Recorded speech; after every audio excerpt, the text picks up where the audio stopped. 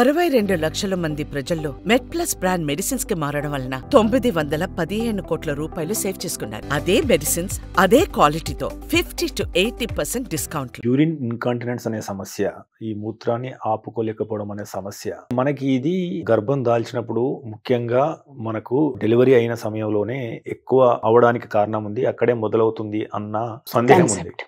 So అంటే ఇది ఎంతవరకు వాస్తవము? ఒకవేళ డెలివరీ సమయంలోనే ఈ సమస్య పెరిగే అవకాశం లేదా ఉత్పన్నమయ్యే అవకాశం ఉన్నప్పుడు గర్భం దాల్చినప్పటి నుంచి డెలివరీ అయిన తర్వాత కూడా ఏం జాగ్రత్తలు తీసుకుంటే దీన్ని తగ్గించే అవకాశం ఉంటుంది? మీరు కరెక్ట్ గా చెప్పారు. యూరిన్ ఇన్కాంటినెన్స్ అనేది మొదలయ్యేది problem the foundation is laid down during pregnancy and during delivery. So cesarean section is a little bit protective but not completely protective. But cesarean section as such దానికి ఎన్నో problems ఇంకా ఫ్యూచర్లో అవుతాయి. అందుకనే ఈ ప్రాబ్లంకి కరెక్షన్ మనం చేయడానికి చాలా విధానాలు ఉన్నాయి. అయ్యే కాంప్లికేషన్స్తో తప్పించుకోవడం is more difficult. Only for the information purpose normal డెలివరీకి సిజేరియన్ సెక్షన్ కన్నా కొంచెం రిస్క్ ఎక్కువ ఉంటుంది, only for incontinence. But this is not life threatening. Okay, అంటే లైఫ్కి డేంజర్ లేదు. సో నార్మల్ డెలివరీ ఇంకా డ్యూరింగ్ ప్రెగ్నెన్సీ ఏ చేంజెస్ అవుతాయో, డెలివరీ అప్పుడు కొంచెం ఇది డ్యామేజ్ అవుతుందో మజిల్స్కి, that is the reason for incontinence.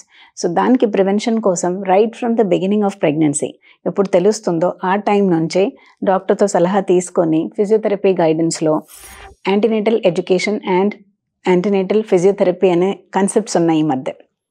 అది all of us should accept. దాంతోపాటు వీక్లీ ఆర్ మంత్లీ కొన్ని సెషన్స్ తీసుకొని పెల్విక్ ఫ్లోర్ స్ట్రెంగ్థనింగ్ ఉంటుంది. అంటే అది నార్మల్ డెలివరీకి ఫెసిలిటేట్ చేస్తుంది. సో దట్ యాక్సిడెంటల్లీ ఏదో ఇలాగా సినిమాలో చూస్తామో అలాగా అరిచేసి పూష్ చేసేస్తే అంత అయిపోతుందని అనుకోవడం తప్పు. దానికి ప్రిపరేషన్ ఉండాలి, because it is all a scientific process. So pelvic floor ready అవుతే స్మూత్గా డెలివరీ అవుతుంది, బేబీకి డ్యామేజ్ అవ్వదు, తల్లికి డ్యామేజ్ అవ్వదు. సో దానికి కొన్ని అఫ్కోర్స్ డాక్టర్ చేసే మిడ్వైస్ చేసే కొన్ని టెక్నిక్స్ ఉంటాయి. So that we support the babies head, so that అక్కడ డెలివరీ అయ్యేటప్పుడు కింద మసిల్స్కి అక్కడ స్వింక్టర్ అని ఉంటుంది, అంటే మోషన్ వచ్చే కంట్రోల్ మెకానిజం ఏది ఉంటుంది అది డ్యామేజ్ అవ్వకుండా డాక్టర్స్ కొన్ని టెక్నిక్స్ వాడతాం. సో అది వాడడానికి patient and doctor should be on the same page. Both అది యాంటీనేటల్ ఎడ్యుకేషన్లో we make the mother understand అంత ప్రాసెస్ ఆఫ్ డెలివరీ అర్థం చేసుకున్నప్పుడు వాళ్ళు మాతో సహకరిస్తారు. పెయిన్ అయితే ఉంటుంది, కానీ పెయిన్ రిలీవ్ చేయడానికి ఇంకా కొన్ని టెక్నిక్స్ ఉంటాయి.